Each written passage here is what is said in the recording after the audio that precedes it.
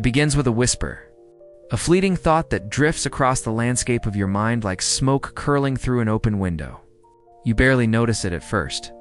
A craving for something sweet, an urge to check your phone, a pull toward comfort, toward distraction, toward ease. The desire announces itself softly, almost politely, as if asking permission. But you and I both know the truth. Desire never asks, it takes.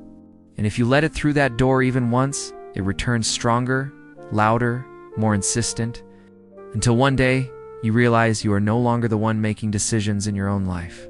Desire this is how it happens. Not with a dramatic collapse, not with a single catastrophic moment, but through 1,000 tiny surrenders. Each time you reach for your phone when you told yourself you wouldn't. Each time you indulge when you promised yourself discipline.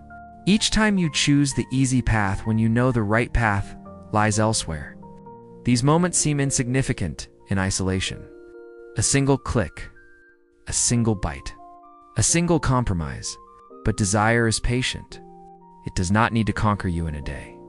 It will take years if necessary, building its empire inside you, one small victory at a time. Until you wake up one morning and discover that you are a stranger to yourself. The person you wanted to become has been buried beneath layers of impulse, craving, and automatic response. You look in the mirror and see someone who is controlled rather than someone who controls. Someone who reacts rather than someone who chooses. The tragedy is not that desire exists. The tragedy is that most people never realize they have become its servant. They move through life believing they are free, while invisible chains guide every decision. They tell themselves they are choosing, but they are only obeying. The craving for validation dictates their words. The hunger for comfort shapes their days. The thirst for pleasure determines their evenings. And beneath it all, a quiet exhaustion grows because living as a slave to desire is the most tiring existence imaginable. You are forever chasing, forever reaching, forever hoping that the next indulgence will finally satisfy the ache inside. But it never does. Desire feeds on satisfaction. The more you give it, the hungrier it becomes. Consider what happens in the moment desire takes hold. Your rational mind, the part of you that plans and reasons and reflects, suddenly goes quiet. In its place rises something older, something primal. Your vision narrows. The object of desire fills your entire field of awareness, blocking out everything else. Consequences fade. Values blur. The future becomes irrelevant.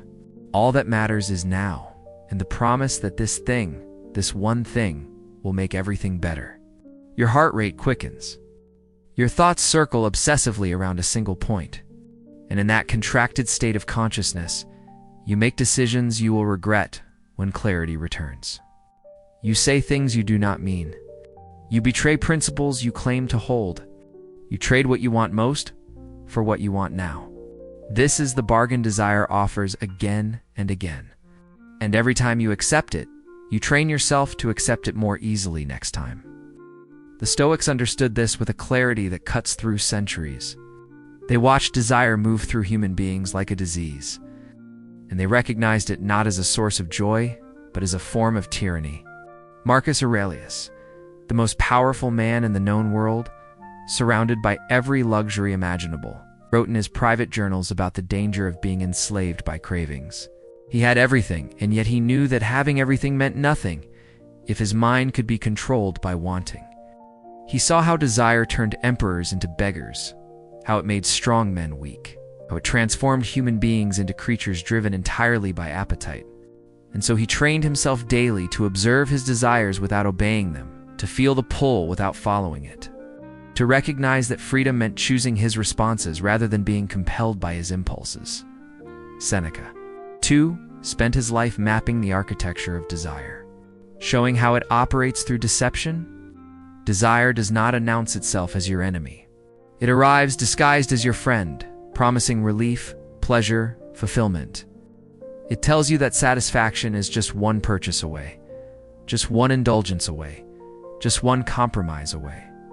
But Seneca knew that desire is incapable of keeping its promises. The satisfaction it offers is temporary by design, engineered to fade quickly so that you will return for more. This is why the wealthy are not happier than the poor, why the famous are not more content than the unknown, why those who have tasted every pleasure often report the deepest emptiness. Desire does not lead to fulfillment. It leads only to more desire. And the person who does not understand this will spend their entire life running on a wheel, exhausting themselves in pursuit of a destination that does not exist. Epictetus, who lived as a slave before becoming one of Rome's most respected philosophers, understood the relationship between desire and freedom better than almost anyone. He had experienced literal chains, but he came to see that most people live in chains they cannot even perceive. The person who must have wine with dinner is in chains. The person who cannot go an hour without checking their phone is in chains. The person who needs constant validation, constant stimulation, constant comfort is in chains. External freedom means nothing if your mind is imprisoned by cravings. Epictetus taught that true freedom begins when you stop allowing external things to determine your internal state. When you recognize that desire gives power to everything you desire, the moment you need something to be happy, you have handed your happiness over to that thing. In anything you give power over your happiness, you make into your master. But here is what the Stoics discovered that transforms everything. Desire can be observed. In the space between stimulus and response, in that tiny gap before you react, there exists a kind of freedom that most people never access. The craving arises, but before you obey it, you can pause. You can watch it. You can study it like a scientist examining an interesting specimen. What is this sensation in my body? Where do I feel it? What thoughts accompany it? What story is my mind telling me about what will happen if I satisfy this desire? And in that pause, something miraculous occurs. The desire loses some of its power. It is still there, but it is no longer overwhelming. It becomes just another experience passing through consciousness, no more significant than a cloud passing through the sky. You see it for what it is, not a command that must be obeyed, but simply information about your internal state. This practice begins with recognizing the first whisper. Most people miss it because they are not paying attention. The desire has already grown into a roar before they notice anything at all. But if you train yourself to catch the earliest stirrings, you gain an enormous advantage. You feel the faint pull toward distraction while you are working. You notice the subtle craving forming as you pass the bakery. You catch the impulse rising to interrupt someone, to check your phone, to abandon what you are doing for something easier. And in catching it early, you have options. You can ask yourself questions. Is this desire aligned with who I want to be? Will satisfying this craving bring me closer to my goals or further away? Am I hungry or am I bored? Am I seeking pleasure or am I avoiding discomfort? These questions break the automatic response. They insert consciousness into a process that usually runs on autopilot. The next step is creating distance. The Stoics were masters at this. They would describe their desires in plain, unglamorous language, stripping away the intoxicating story that makes cravings seem irresistible. Marcus Aurelius looked at a lavish feast and saw dead animals and plants arranged on a plate. He looked at wine and saw fermented grape juice. He looked at sexual desire and saw friction between membranes. This was not cynicism. It was clarity. By removing the enchantment, by seeing things as they actually are, rather than as desire paints them, he liberated himself from their power. You can do the same. That dessert is not a moment of bliss. It is sugar and fat that will give you a brief chemical reaction, followed by regret. That impulse purchase is not happiness delivered to your door.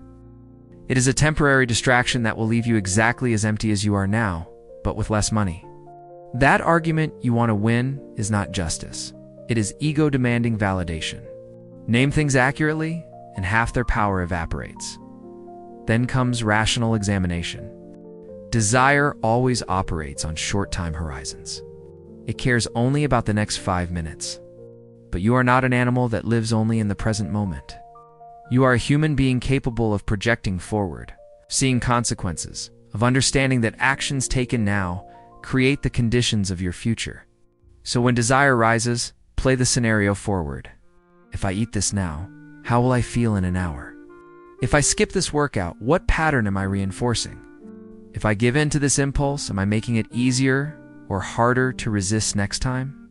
Most desires cannot survive this kind of examination.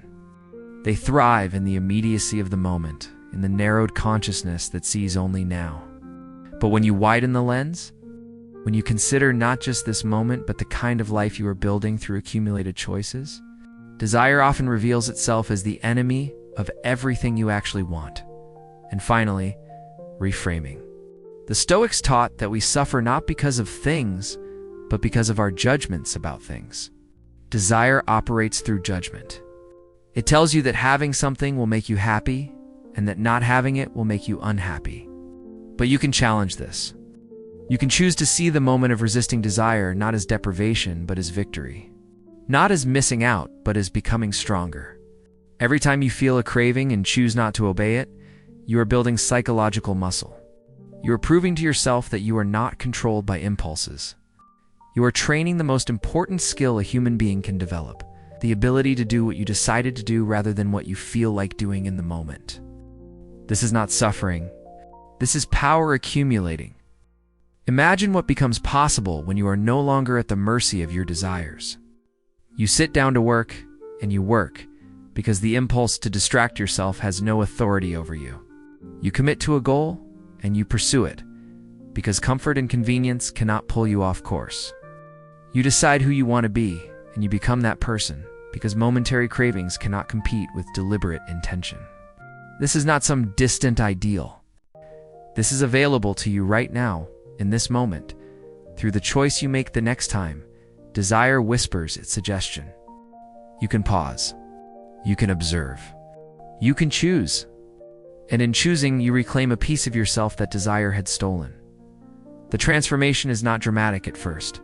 You resist one small temptation. You feel the craving and let it pass without acting on it.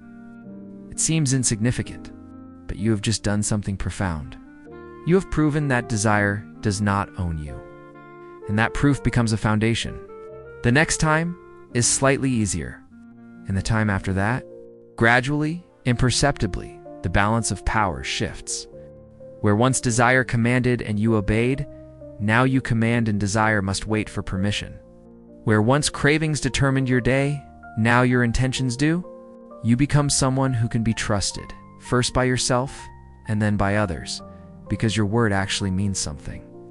When you say you will do something, you do it, regardless of what you feel like doing. This is the calm power the Stoics spoke of. Not the power to control the world, but the power to control yourself. Not the power to have everything you want, but the power to not need everything you want. And this power is visible. People sense it. There is something different about a person who is not constantly chasing, constantly craving, constantly at war with themselves. They have a groundedness that cannot be shaken by circumstances. They have a clarity that comes from not being clouded by impulse. They move through life with purpose because they are not being pushed and pulled by every passing desire. They have become rare in a world where most people are blown around like leaves in the wind, reacting to stimuli, following cravings, wondering why they never seem to get anywhere meaningful. Understand this clearly. The Stoics were not advocating for a life without pleasure. They were advocating for a life where pleasure serves you rather than controls you. There is nothing wrong with enjoying food, but there is everything wrong with being unable to stop eating when you are no longer hungry. There is nothing wrong with relaxation, but there is everything wrong with being incapable of doing hard things when they need to be done. There is nothing wrong with comfort, but there is everything wrong with being so dependent on comfort that you avoid everything challenging, everything meaningful, everything that would require you to grow. The question is always one of control. Are you choosing, or are you being chosen for? Are you directing your life, or is it being directed by the loudest voice in your head at any given moment? Every master in any field understands this principle. The athlete who has trained their body to a level of extraordinary capability did not get there by indulging every craving for rest. The artist who has developed true skill did not get there by only working when inspiration struck. The entrepreneur who built something meaningful did not get there by seeking comfort at every opportunity. They all had to become someone who could feel desire and not obey it. They had to develop the capacity to do what needed to be done, regardless of what they felt like doing. This capacity is not a gift. It is not genetic. It is not luck. It is the result of repeated decisions to choose intention over impulse, to choose the person you want to become over the person desire wants you to remain. And here is the beautiful paradox the Stoics discovered.